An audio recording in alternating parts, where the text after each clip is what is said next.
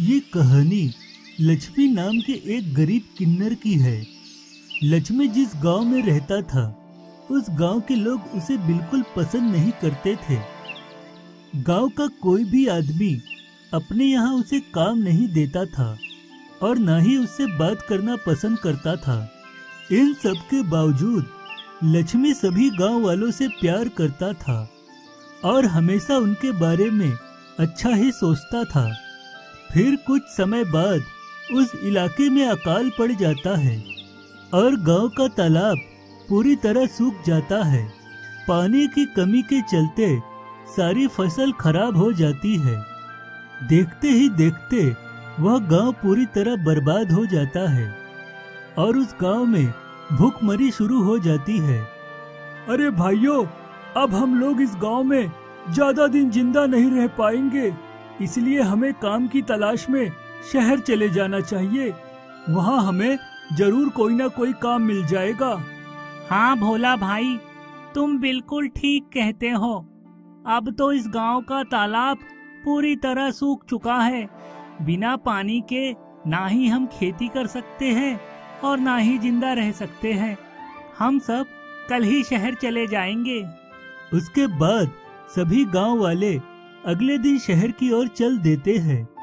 तभी एक पेड़ के नीचे बैठा लक्ष्मी गांव वालों को जाते देखता है और वह भी गांव वालों के साथ शहर चला जाता है। काफी दिन भटकने के बाद उन सभी लोगों को एक फटाके के कारखाने में नौकरी मिल जाती है। अरे चलो, अच्छा हुआ, कम से कम मुझे काम तो मिला। अब मैं रोज पेट भर कर खाना खा सकता हूँ। लक्ष्मी खुशी खुशी उस फटाके के कारखाने में काम करने लगता है, लेकिन ये इतना भी आसान नहीं था। उस कारखाने का मालिक मजदूरों से गुलामों की तरह काम करवाता था और जरा सी गलती हो जाने पर उनकी पिटाई कर देता था। साथ ही वह बेवजह मजदूरों के पैसे काट लिया करता था। दूसरी तरफ लक्ष्मी और गांव वालों के पास रहने के लिए कोई जगह नहीं थी। उन्हें सड़क के किनारे फुटपाथ पर सोना पड़ता था। ठंड से बचने के लिए उनके पास ढंग के कोई कपड़े भी नहीं थे। लक्ष्मी को हर वक्त अपने गांव की याद आती थी। उसे अपने लोगों की ये हालत देख बहुत बुरा लगता था। वह उन सबकी मदद करना चाहता था। अरे ये शहर की जिंदगी तो बहुत बेकार है। यहाँ जीना तो बड़ा मुश्किल है और ये हमारा मालिक, ये तो मुझे बिल्कुल पसंद नहीं है। हाँ भाई, तुम ठीक कहते हो। हमारा मालिक बहुत ही बेईमान और धोखेबाज है, लेकिन हमारे पास कोई दूसरा रास्ता भी तो नहीं है। काश हमारे गांव के तालाब में पानी होता, तो फिर हम लोगों को ऐसी जिंदगी नहीं जीनी पड़ती। इस तरह कुछ दिन बीत जाते हैं। फिर एक दिन लक्ष्मी कारखाने में काम कर रहा था कि तभी उसका मालिक आकर कहता है, सुनो, कुछ ही दिनों में दिवाली आने वाली है, इसीलिए हमें बहुत सारे फटाके बनाने का ऑर्डर मिला है।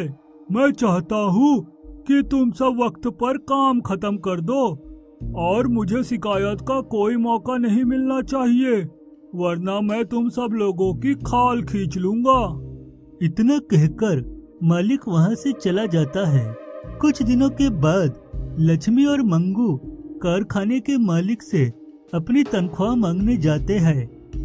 अरे साहब, हमें यहाँ काम करते हुए 2 महीने बीत चुके हैं और अभी तक आपने हमारी तनख्वाह नहीं दी। हमें पैसों की सख्त जरूरत है। अरे नालायकों, एक तो तुम लोग काम ठीक से नहीं करते और ऊपर से अपने कुछ रुपए के लिए मुझ पर जोर दिखा रहे हो। जाओ, नहीं देता तुम्हारे रुपए। जो करना है कर लो। चलो निकल जाओ यहाँ से, वरना धक्के मारकर बाहर निकाल दूंगा। लक्ष्मी और मंगू मजबूर होकर चुपचाप वहाँ से चले जाते हैं। तभी सड़क पर कुछ लोगों को फटाके फोड़ते हुए देख लक्ष्मी कहता है, अरे ये शहर के लोग भी कितने बेवकूफ हैं।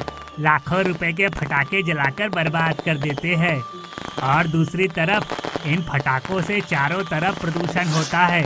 लगता है लोगों की अकल घास चरने चली गई है। हाय हाय। हाँ, प्रदूषण के वजह से ही मौसम खराब हो जाता है, इसीलिए तो बारिश नहीं होती और हम जैसे लोगों को अपना गांव छोड़कर कुत्तों की तरह जिंदगी जीने शहर आना पड़ता है। दोनों बात कर ही रहे थे कि तभी कारखाने के अंदर बारूद की बोरियों से लदा एक बड़ा सा ट्रक जा रहा होता है। अरे तुम लोग वहाँ खड़े खड़े क्या गप्पे मार रहे हो? चलो जल्दी से ट्रक से बारूद की बोरियां उतारो, वरना मैं तुम लोगों की टांगे तोड़ दूंगा। इतनी सारी बारूद की बोरियां देख लक्ष्मी को एक उपाय सूझता है। फिर रात होने पर लक्ष्मी चोरी से कारखाने के अंदर घुस जाता है। लक्ष्मी वहां से बारूद से भरी एक बोरी चुरा लेता है और उसे ले जाकर कारखाने के पीछे वाली झाड़ियों में छुपा देता है। इस तरह लक्ष्मी रोज रात को कारखाने से बारूद की एक बोरी चुरा लेता था। धीरे धीरे लक्ष्मी के पास ढेर सारा बारूद जमा हो जाता है। अरे लक्ष्मी भाई, तुम इतने सारे बारूद का क्या करोगे? इस कारखाने को उड़ाने का इरादा है क्या? हाय हाय, अरे नहीं, हमारे गांव को बचाने का इरादा है। वो कैसे? मैं कुछ समझा नहीं। अरे कल तुझे सब पता चल जाएगा। चलो गांव चलकर वहाँ से कुछ बैलगाड़ियाँ लेकर आते हैं। उसके बाद लक्ष्मी और मंगू गांव से कुछ बैलगाड़ियाँ लेकर कारखाने के पास आ जाते हैं और झाड़ियों में छुपी बारूद की बोरियां निकालकर बैलगाड़ियों में लाद देते हैं। फिर उन्हें लेकर अपने गांव चले जाते हैं। उसके बाद लक्ष्मी उस बारूद से एक बहुत बड़ा फटाका तैयार कर लेता है। वह फटाका एक घर के जितना बड़ा होता है। अरे भाई, तुम्हें तो फटाके फोड़ना बिल्कुल पसंद नहीं है, फिर तुमने इतना बड़ा फटाका क्यों तैयार किया? अरे इस फटाके को हम गांव के सूखे तालाब पर ले जाएंगे और इसे वहां फोड़ देंगे। इतने बड़े धमाके से उस तालाब में बहुत बड़ा गड्ढा हो जाएगा और वह फिर से पानी से भर जाएगा। अरे वाह लक्ष्मी, तुमने क्या दिमाग लगाया है, मजा आ गया। उसके बाद लक्ष्मी गांव वालों की मदद से उस विशाल फटाके को लेकर तालाब पर पहुंच जाता है और उस फटाके में आग लगा देता है। अगले ही पल उस फटाके में विस्फोट हो जाता है और उस सूखे तालाब में एक बहुत बड़ा गड्ढा बन जाता है। फिर देखते ही देखते जमीन से पानी निकलने लगता है और पूरा तालाब पानी से भर जाता है। यह देख सभी गांव वाले खुश होकर नाचने लगते हैं। अरे वाह लक्ष्मी, तुम इस दुनिया के पहले इंसान हो जिसने फटाके का बिल्कुल सही इस्तेमाल किया है। अब यह तालाब कभी नहीं सूखेगा। तुमने गांव वालों को एक नई जिंदगी दी है। भगवान तुम्हारा भला करे। इस तरह सब कुछ ठीक हो जाता है और फिर कभी किसी गांव वाले को शहर जाने की जरूरत नहीं पड़ती और वह हंसी खुशी अपनी जिंदगी जीने लगते हैं।